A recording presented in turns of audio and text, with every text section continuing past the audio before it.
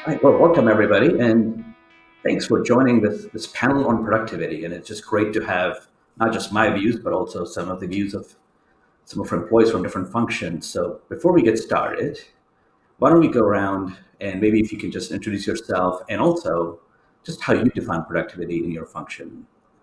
I'm going to have Patrick lead off. Thank you, Prakash. I'm a senior sales manager here at WatchGuard of Security Services Renewals. And how I would define productivity is by accomplishing, I would say it's very plain, but accomplishing objectives that move my business forward and continually improving on that process as you go. I guess that's how I would define it. All right, Alex.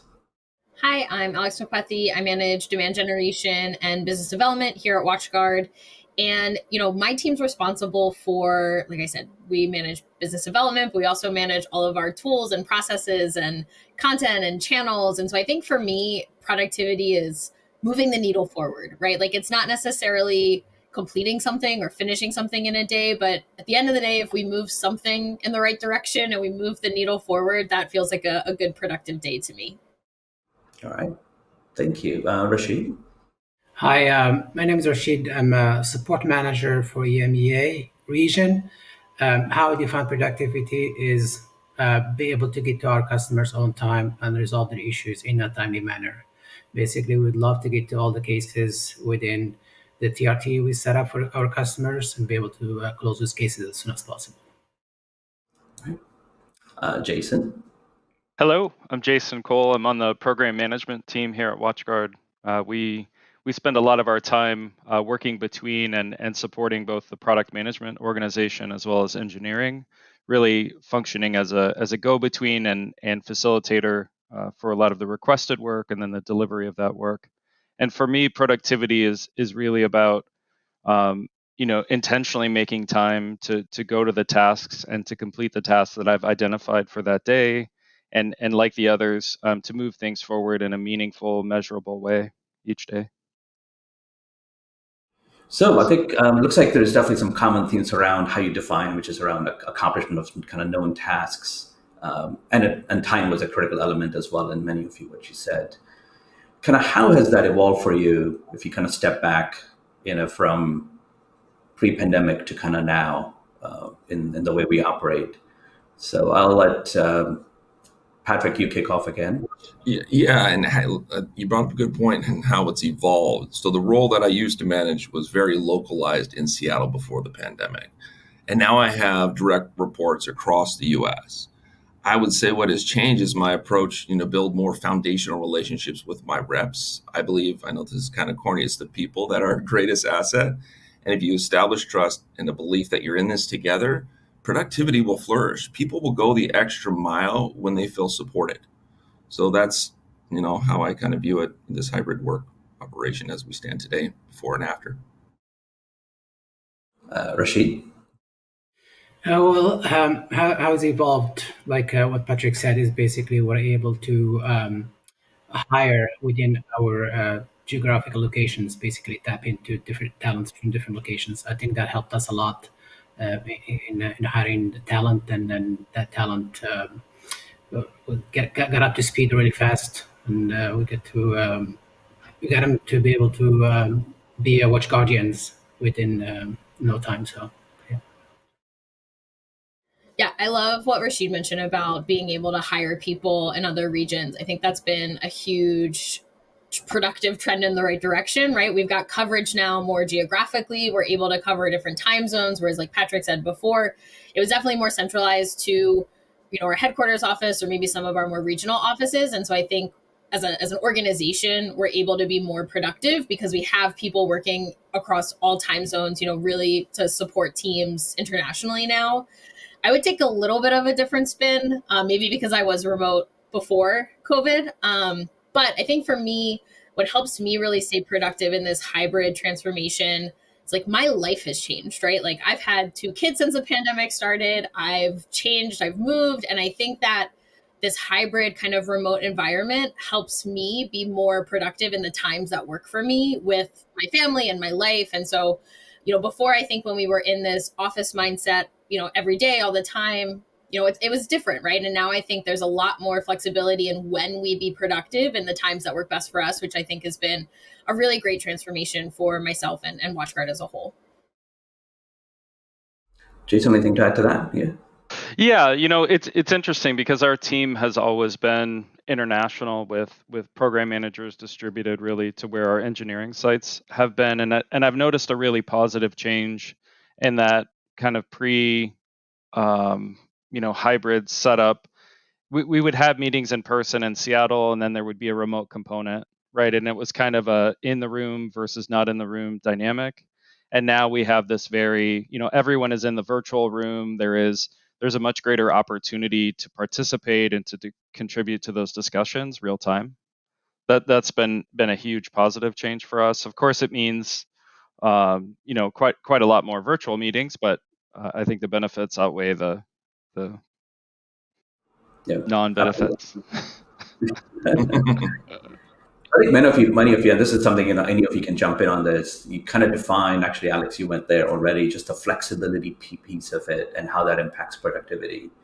So anybody else want to just add to that as well, like, how you kind of tie flexibility and productivity together in your mindset and how you think about it?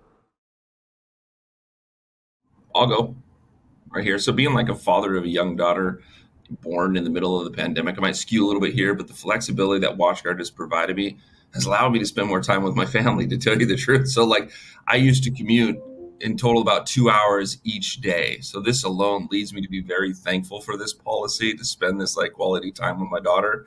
So now in terms of impacting productivity, I'm probably more productive because I want to show that we can excel in this hybrid environment. I don't want to lose it. I really do consider it a privilege, and it really goes all back to accountability. So I just kind of wanted to add that. Yeah.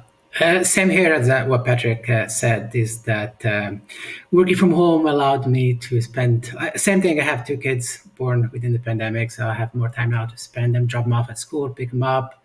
I'm able to get to my appointments on time, so I saved a lot of time going to see my doctor because everything's pretty much local to my house, so it allows me to save time.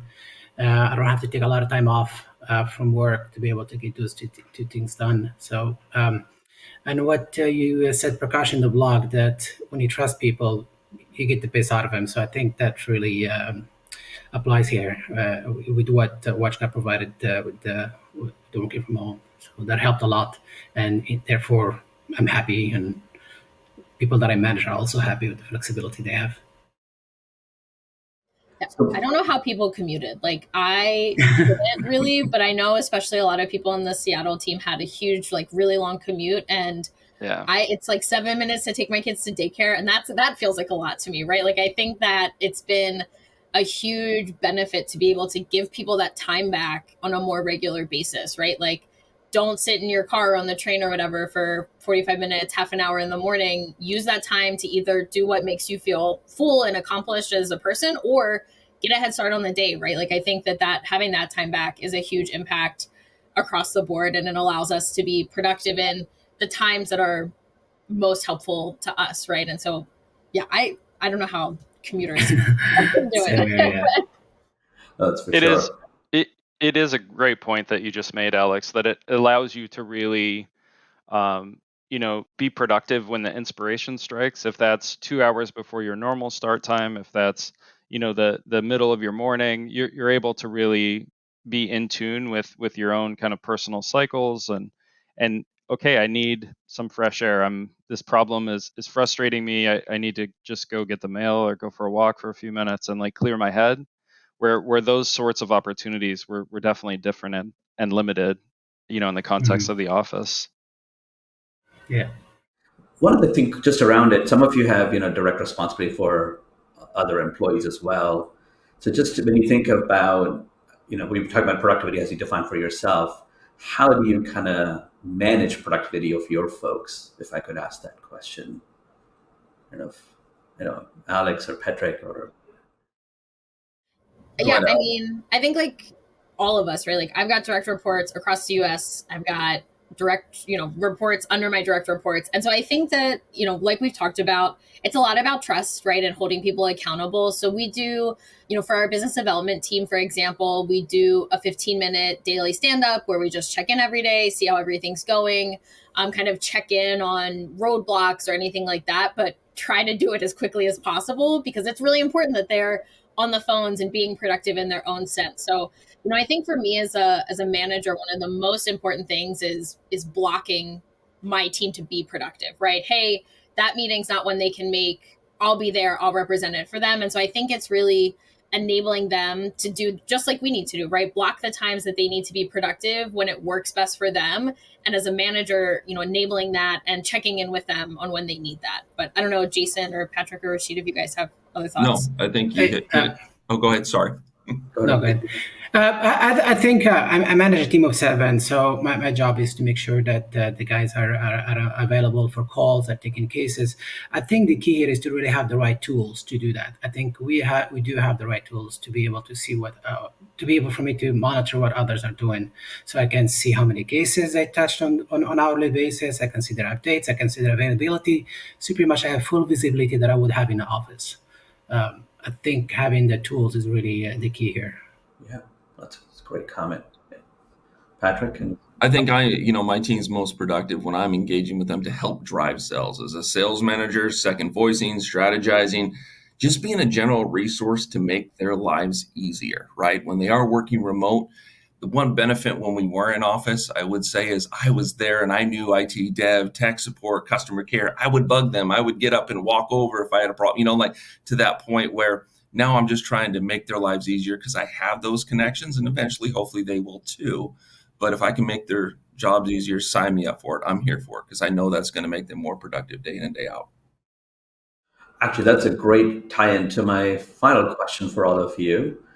How has kind of not being regularly in person, right? When you kind of took it for granted in wherever you were in locations, and some of you were obviously always remote, at least Alex, you were.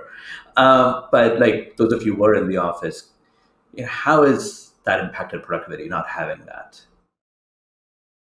I would say I depend on and I often think about how I'm able to get things done because of the relationships that I established and sort of nurtured before the hybrid arrangement. There are a lot of personal, not at all work-related relationships that we built, and time around the coffee machine or at lunch, where you get to know people in completely different functions, and really, you're never really sure when those things will come in handy, but when they do, man, I'm really glad I got to know that person. I don't know how I could have made this happen otherwise. Yeah, that's such a good point, Jason. Before the pandemic, I wasn't in office, but I traveled a lot, right? Like one of my roles was to support our corporate events. And so I was in the office 4 or 5 times a year. I was traveling to corporate events. And just like you said, Jason, a lot of it was building those relationships with sales and product management and everyone in person. I think that one of the things that we've tried really hard to do, we built our BDR team during the pandemic. So they've never been in office. They've never been together all day, every day. And so building that culture and having a foundation of, hey, here's how we communicate. When you need something, these are the channels to go to. If you've got a question, if you want to brainstorm, here's the way to do it.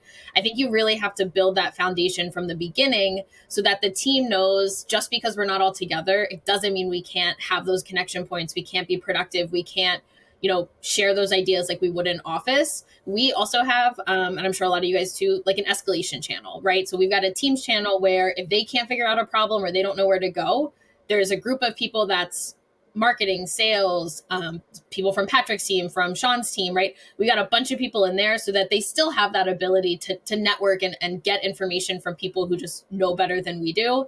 So I think it is a shift, but I do think that if you build a really strong foundation, it can feel almost the same, right? Like we've got a very tangible culture for this team, and it's because we worked on it, right? And I think that as you transition into hybrid or totally remote or whatever it looks like, you still got to work at it just like you would if you were in office.